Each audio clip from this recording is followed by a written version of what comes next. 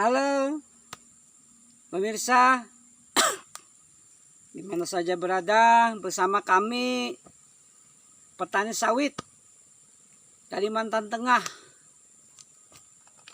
Biasa kalau sudah sore-sore begini kita pulang dari kantor untuk mengisi kegiatan sore hari menjelang malam. Kita manfaatkan untuk berolahraga dengan alat seperti ini. Nah, parang untuk bersih-bersih kebun yang sudah kita siapkan sejak 2014, lama sekali sudah. Hari ini kami kembali pemirsa turun ke lahan sawit, memantau tanaman-tanaman sawit, mana yang sudah buahnya matang, mana yang batang sawitnya masih belum dibersihkan. Juga melihat pekerjaan, ada karyawan masyarakat di sini yang meminta pekerjaan karena sulit sekarang mencari pekerjaan. Kita katakan kalau mau membersihkan pohon sawit yang banyak sampahnya, dibersihkan dan pekerjaannya silahkan. Nah, alhamdulillah sudah diselesaikan, dikerjakan pagi tadi. Kita sore ke sini memantau.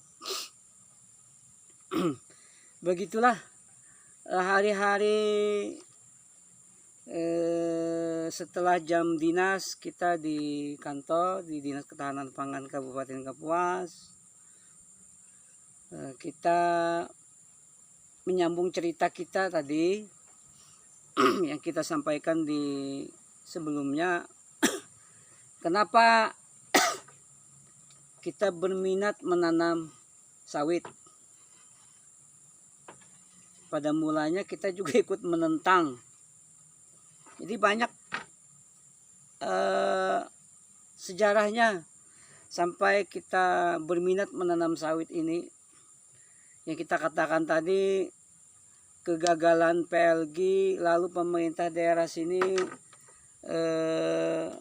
mencari solusi untuk masyarakatnya agar bisa bekerja. Lalu datanglah para pengusaha sawit untuk berinvestasi ke sini, dan setelah berjalan 5 tahun, 6 tahun, sawitnya besar, banyak menampung tenaga kerja masyarakat di sini, dan banyak pekerjaan sudah di sini. Nah,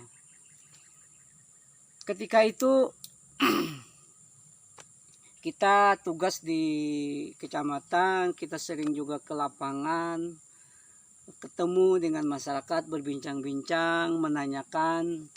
Ada juga melihat masyarakat yang memutuskan menebang pohon kelapanya yang sudah tua, ya, kelapa yang sudah tua, bukan kelapa sawit, kelapa buah. Ada juga menebang karetnya, ada juga lahan sawahnya ditambah timpukan-simpukan. Ternyata mereka menanam sawit. Terutama itu masyarakat transmigrasi atau masyarakat pendatang dari luar Kalimantan, itu dari Jawa. Mereka menanam sawit di sini. Nah, tadi saya katakan sebelumnya bahwa setelah berdiri pabrik-pabrik inilah mulai ramai bertebaran masyarakat di sini menanam sawit yang awalnya berada di belakang rumah mungkin 4-5 pohon, ada juga yang 50 pohon, lalu memanen dan menjual kepada masyarakat yang mencari di jalan-jalan. Ya, jadi pedagang-pedagang yang mengambil tiap sore. Nah, dari situ di pinggir-pinggir jalan di depan rumah Itu ada sawit mungkin ada yang 100 kilo, ada yang 200 kilo dibeli. Nah, sampai pembelinya tuh dari Plehari, dari Banjarmasin. Nah, rupanya kegiatan kebun sawit yang diawali dari pengusaha dan masyarakat, disusul oleh masyarakat dan pembelinya dari lokal, pakai mobil mengantar ke pabrik-pabrik, dan banyaknya pabrik baik yang ada di Kalsel, baik yang ada di Kalimantan Tengah, yang ada di Kabupaten Kapuas ini, salah satunya membeli sawit. Nah, ternyata apa? Masyarakat melihat bahwa ada keuntungan yang besar, peluang yang besar untuk menanam sawit. Karena mudah pemasarannya, sawit ini mudah pemeliharaannya. Nah, samping itu juga tanaman padi yang diharapkan juga lebih bagus, begitu saja tidak berkembang gitu kan. Nah, karena tanaman padi ini kan 1 kali 1 tahun. Kalau sawit ini kalau sudah berbuah, setelah dipanen 15 hari, 20 hari panen lagi. Jadi sepertinya tidak henti-hentinya panen sawit ini. Nah, sehingga masyarakat yang punya 10, 20, 30 pohon sawit yang ada di belakang rumah atau juga ada di lahannya, nah lumayan bisa mendatangkan kesejahteraan bagi masyarakat. Nah, saya tertariknya karena melihat kondisi inilah, ternyata akhirnya sejak itu saya tidak bisa lagi melarang-larang masyarakat untuk tidak menanam sawit. Kenapa?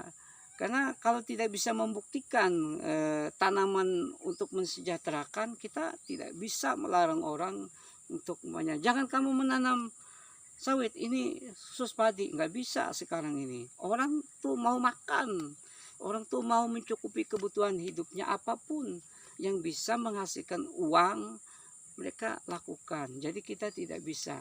Makanya sekarang ini sebagai petugas kita harus memberikan memberikan informasi yang jitu, yang meyakinkan kepada masyarakat harus menanam sesuatu itu hasilnya menghasilkan yang memuaskan bagi mereka. Nah, sejak itulah saya berminat menanam sawit. Diawali dengan menanyakan ini bagaimana bibitnya. Nah, jadi kita perlu menanam sawit ini harus perlu mencari bibit yang baik gitu kan. Karena jangka panjang. Tidak bisa kita sembarangan gitu kan. Sembarangan. Lebih baik kita mahal dari awal, teliti dari awal, ketimbang nanti seterusnya sawit ini yang kita tanam, yang kita harapkan sudah menunggu bertahun-tahun tidak berbuah, dan tidak berbuah akhirnya kita merugi. Nah, itu yang kita lakukan. Kita menanyakan jenis apa yang cocok, tanahnya di mana gitu kan. Kita sudah mengkalkulasi bahwa kita di tanah yang berair, lahan gambut. Nah, kemudian kita lihat masyarakat yang menanam jenis-jenisnya bagaimana, buahnya yang ada gitu kan. Nah, akhirnya kita memutuskan menanam jenis sawit lonsum. Nah, kita kemarin ada marihat juga, tapi kita jadi yang ada ini lonsum, yang kelihatan batang itu jenis lonsum. Yang bersertifikat lah, artinya memang itu sudah pilihan gitu kan. Yang bersertifikat artinya yang berlabel gitu kan. Dan kita yakini orang yang mau menjual ini kita kenal gitu kan.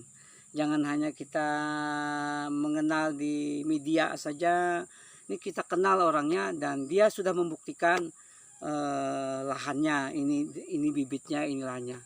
Nah, setelah kita yakin itu, kita beli, lalu maka dimulai kita membuat penyemaian sawit ini.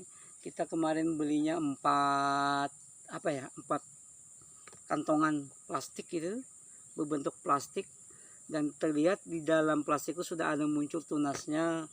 Jadi satu kantong plastik itu isinya kalau tidak salah 250 biji, dan harganya tuh nggak salah 500.000.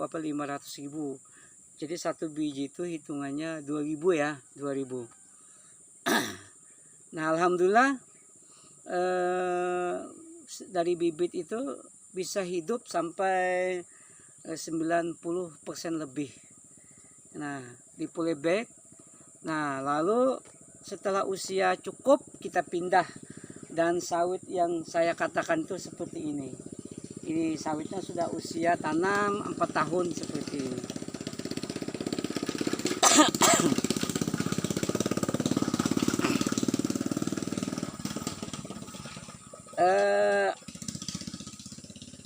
Setelah di polybag itu usia 2-3 tahun, bahkan kemarin saya agak terlambat memindah sawit itu, bibit itu sampai usia 2-3 tahun menempat.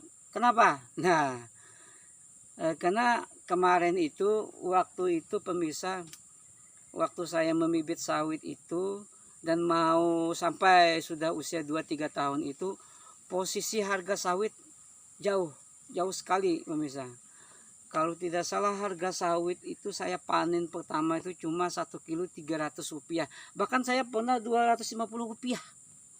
Dibandingkan dengan sekarang, kemarin sampai harga 2.500. Dan sekarang katanya hari ini tanggal 27 ya, 27 September 2022, yang kemarin pernah anjlok karena adanya kebijakan pemerintah di stop dari 2.500 3.000 menjadi 700 rupiah. Ini sudah menganjak naik menjadi, katanya di pabrik sekarang 1.990. Tapi kalau kami panen masih berjual di sini 1.200. Nah dibandingkan dengan yang awal saya katakan kemarin itu hanya 250 sampai 350 rupiah. Nah nggak sampai 500 harga sawit pada itu. Tapi kita kenapa menanam padahal harga murah? Nah, karena kita melihat keunggulan tanaman sawit di sini, mudah dipelihara, cocok tanamannya, dan pemasarannya mudah gitu kan. Walau harga masih murah dan menjanjikan gitu kan. Jaminan kita menjanjikan karena banyak pabrik-pabrik industri kelapa sawit berdiri di situ.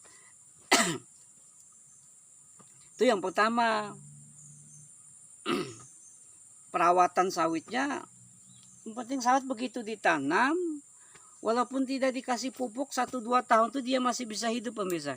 Sawit itu uniknya, asalkan ditukung, dibersihkan, jangan sampai di sekeliling pohon sawit itu sabat, bahasa kita di sini sabat, atau banyak tanaman pengganggu. Kalau dikasih pupuk malah lebih bagus lagi gitu kan. Nah jadi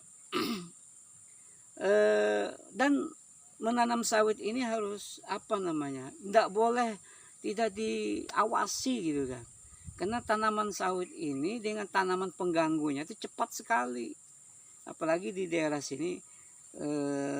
Kalau musim kemarau kebakaran, syukur alhamdulillah selama saya menanam sawit 2019 sampai sekarang belum pernah ada musim kemarau tidak pernah kebakaran. Nah dan kalau sudah sawit sebesar ini mungkin ada api karena sudah di pohon sawit ini sudah bersih. Nah itu keuntungannya. Jadi alhamdulillah ini 2019 sawit itu saya yakin tidak ada yang terbakar lahan sawit.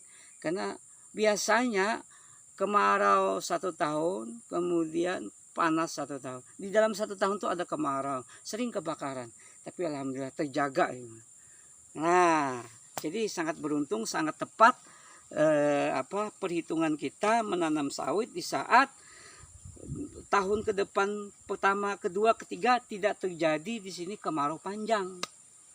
Coba kalau terjadi kemarau panjang, pohon sawit yang saya tebal di lahan 4-5 hektar ini, wah kebakaran kena dia, nggak sempat besar dia sudah mati.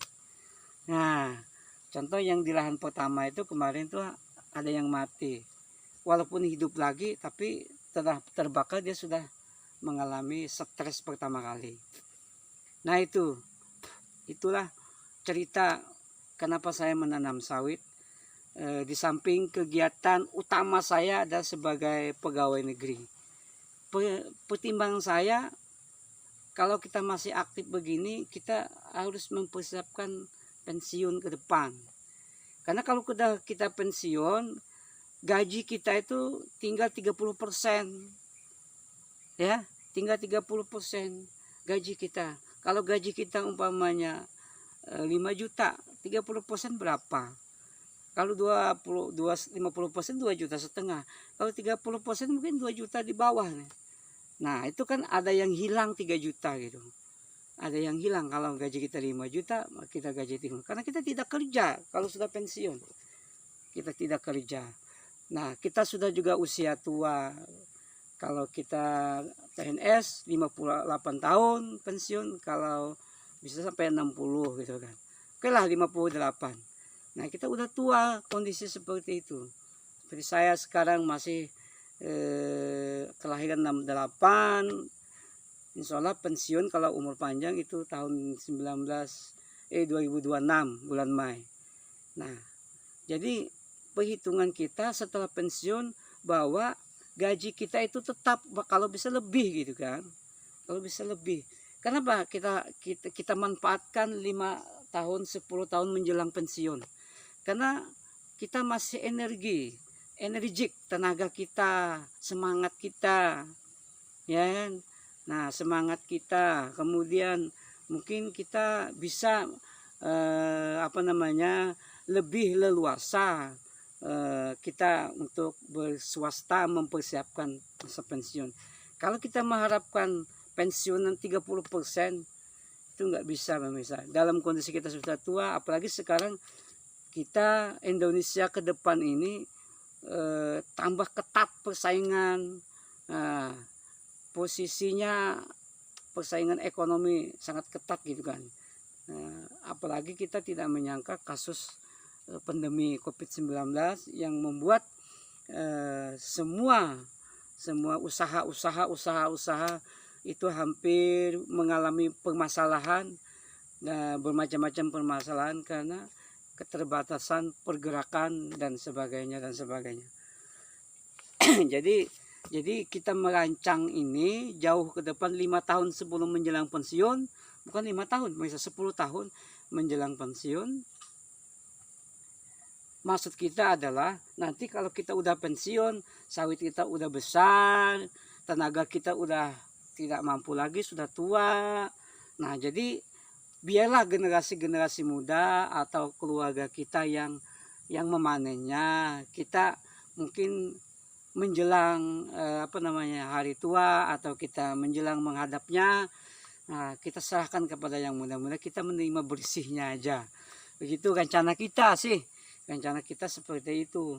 Ya, dengan pohon sawit hampir 1000 pohon, tapi mungkin yang baiknya lah 50% lah, karena mungkin ada juga yang tidak berbuah, walaupun tadi saya katakan kita sudah berusaha sertifikat buahnya bibitnya, tapi yang namanya selalu ada kendala, selalu ada yang berbuah pasi, yang buahnya kecil tidak laku, ada sih walaupun tidak banyak gitu kan.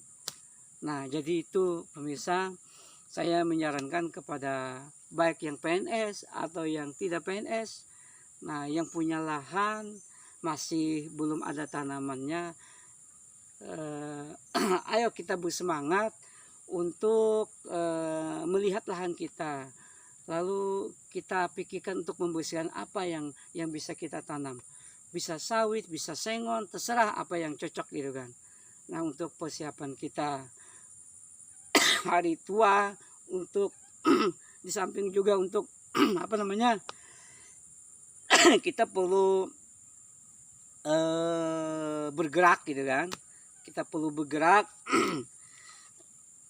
Ya, kalau mau senang olahraga, main tenis, naik sepeda, jogging pagi, itu nggak salah juga.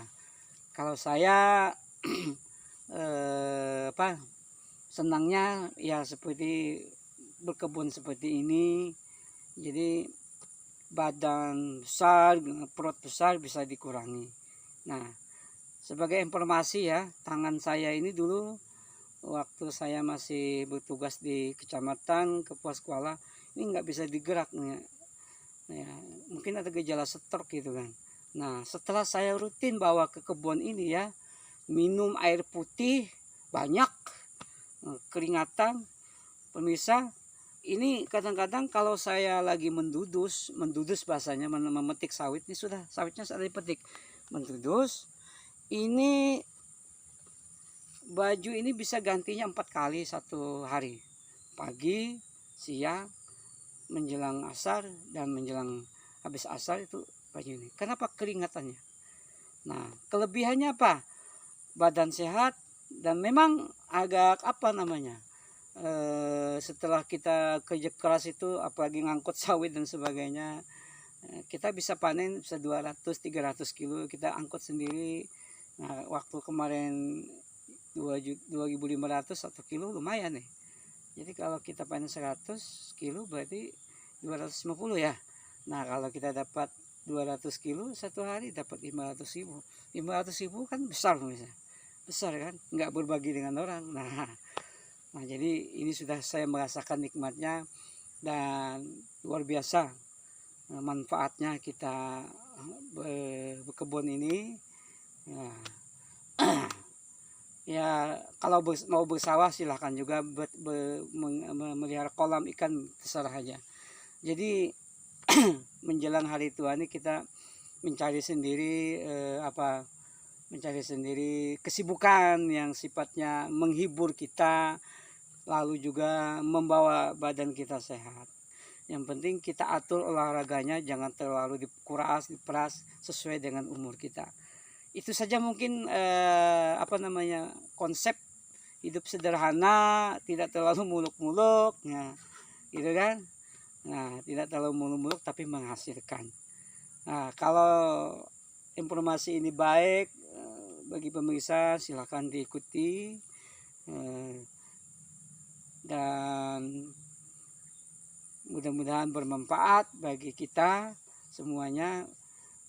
Saya tidak harus kalian menanam sawit gitu kan. Bisa apa saja yang ditanam, apa kelapa, apa jeruk, apa padi dan sebagainya. Yang jelas bagi kita yang berada di Kalimantan Tengah atau di Kalimantan masih punya lahan luas, kemudian usaha susah, mari kita menengok lahan-lahan kita yang kosong itu untuk kita tanami supaya bisa menghasilkan. Nah, karena di daerah kita nih Kalimantan ini subur tanahnya, hijau. Kalau kita bandingkan di negara-negara Timur Tengah gitu kan, tandus, lahannya susah tanaman hidup di sana. Jadi kita bersyukur hidup di alam, di daerah tropis ini yang subur, yang sehat gitu kan. Tanaman apa saja bisa kita tanam dengan baik asal kita rawat dan kita pelihara, serta kita kasih perlakuan yang baik, sehingga hasilnya itu akan kita nikmati sendiri. Terima kasih pemirsa. Mohon maaf. Wassalamualaikum warahmatullahi wabarakatuh. Bak.